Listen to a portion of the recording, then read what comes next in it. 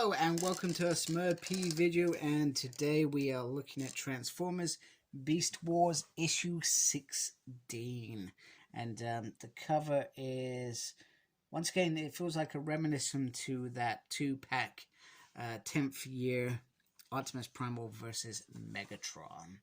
So the beginning of the end, and we have the penultimate issue written by Eric Burnham, who's going to finish his run in style. Josh Burcham is back on the art, and Nathan Widdick and Jake Wood are on the letters. And we got a previously moment there. We have all the characters here, and the issue starts with the two. Let me just move the light, otherwise you are constantly going to see a glance on the comic. And the two leaders are addressing their team, and none of them are comfortable with them.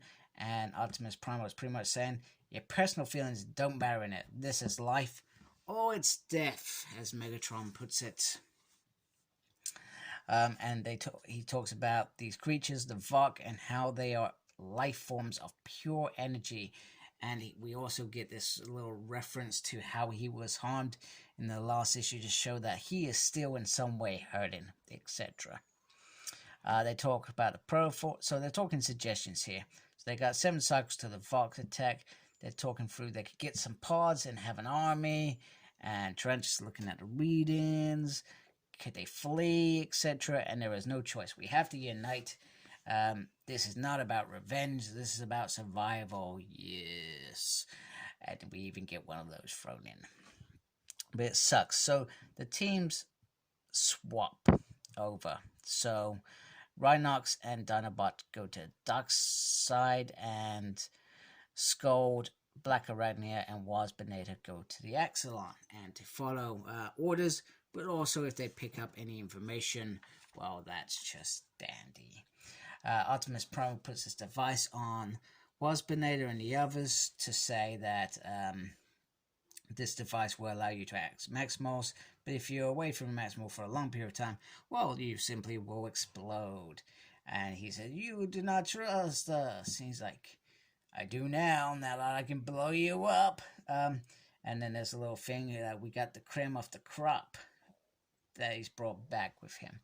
So the way that it is phrased is, on Axelon, those bots there are going to try and design weapons or use what they've got and create weapons that can fight energy monsters. Meanwhile, the Vok,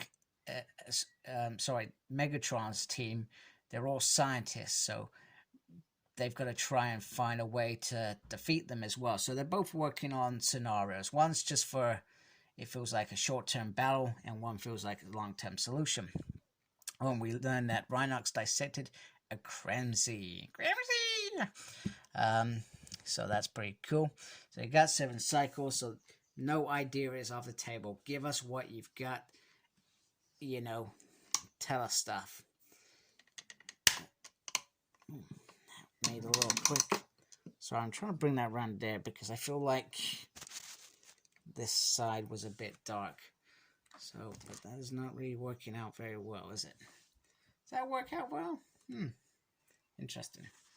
So anyway, so we turn the page, and we got Scorponok and Rhinox, and they are talking around Transwarp's devices and which one they can use. However, during this process, some of the files that were open a minute ago get locked.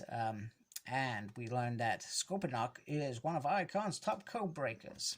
So he is going to break that. So they're talking about a data packet that they could send via Transwarp drive. So that's the idea there. And meanwhile, Black Arachnia is debating that the Axelon actually had the best equipment to evaluate such creatures. So why didn't we do it there? But Darkseid has a warp ship, so different class. And you did damage half my finger, you escaped. She said, well, I didn't decide to be here. And then Cheetor lets it slip that Rat Trap has been trying to get them off the ground ever since they've got, but no luck. And then they debate whether, well, Cheeto says that, the Vok are like bullies and the captain's going to stand up to bullies because that's what Primal does, right? And she said, you landed on their planet. Maybe we're the bad guys. So a little dynamic there, and they've lost patience, different dynamic there, which is pretty interesting. Meanwhile, Scold and Nynx, they sort of work out that the unspace energy is from the transwarp drive, and how it's sort of lingers there after a while. So they ask the ship to confirm if there's any readings, and they get their affirmative, and that will be important in a minute. Meanwhile, Scorponok gets through the drive, and guess who has locked it? Well, it's Megatron's code, but it's not Megatron who's locked it. It is Tarantulas. Now, we all know Tarantulas is a scheming mother. Beep. And what does he do? Well, he gives it his best shot. He gives it a blast. He says, you know what?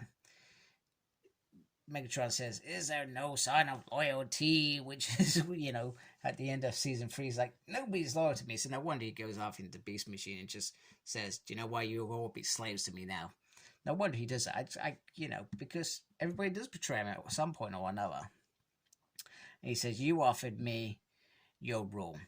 Now the Vok offered me the secrets of the universe. And that's more important to somebody like Tarantulas, because that's the sort of thing that makes him tick. So he's escaping. He's making a run for it on his 8 legs. And, well, let's just say... Sorry, I need to let's lift that light up a little bit.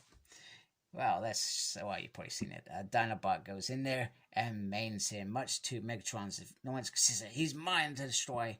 Dinobot said, I just took him out, put him in the CR chamber. It will be all good. And Waspinator, do you know that little bit that Cheeto referenced about Rat Trap not getting the ship up and running? Well, Waspinator gets it up to a point where it will be able to fly within the atmosphere. It may not be able to go in space, but it can fly within the atmosphere.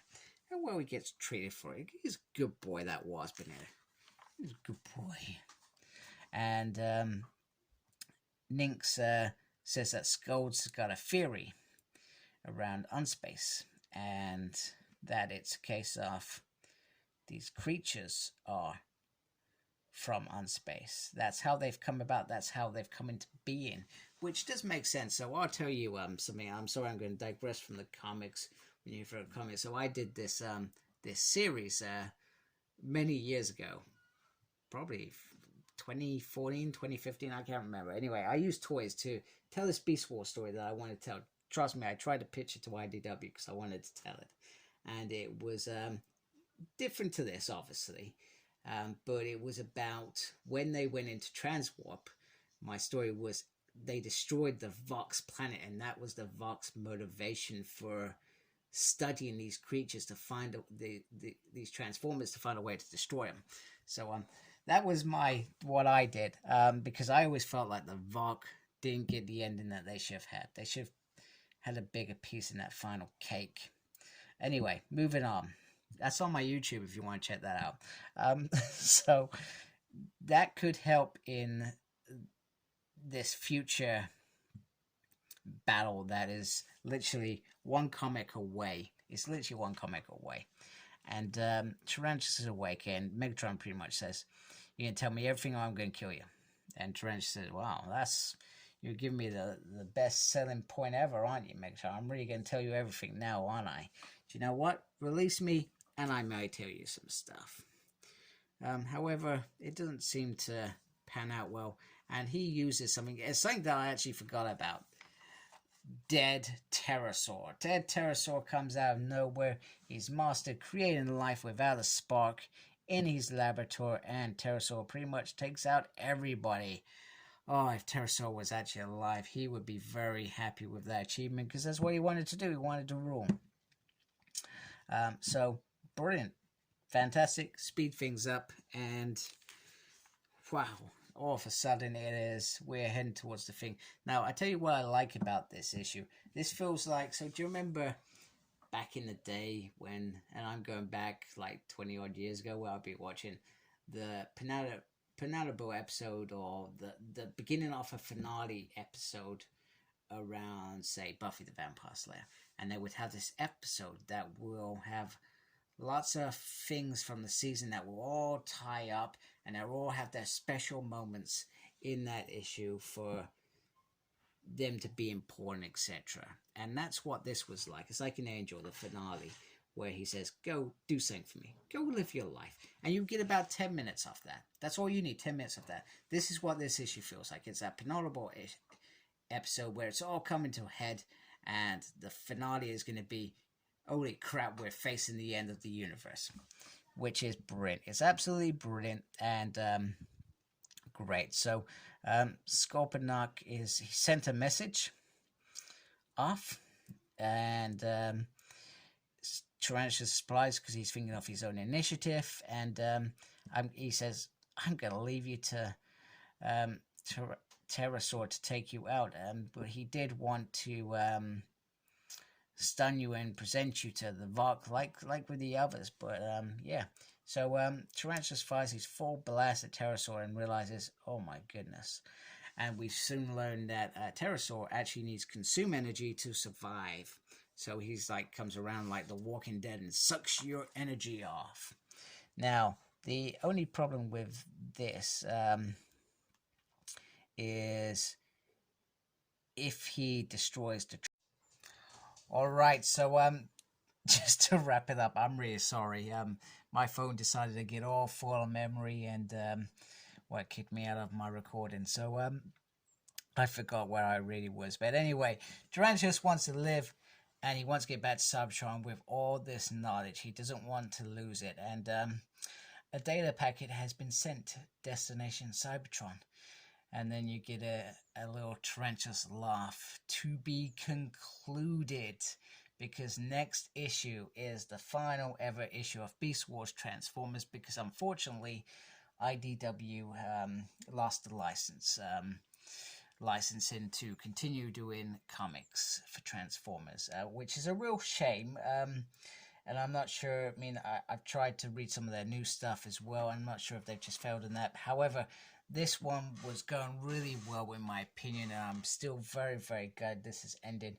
And that's obviously sped up a lot of this story to one big conclusion, which is a shame, because I feel like the story would have been told over a longer period before it got to this point, and a lot of it would have made probably a little bit more sense rather than the rush job that Eric has had to produce. However, he is producing, and he's not doing a bad job. I just feel like if he had more time on the book, as perhaps what was originally planned, this would have been epic, and there would have been an epic ending to it. So anyway, that's it for issue 16. So if you like my channel, please subscribe to it. I really appreciate it. Thanks to those that already do subscribe to my channel. Appreciate you folks. And make sure you look after yourself. Very important. And take care. Embrace the geekiness. Goodbye.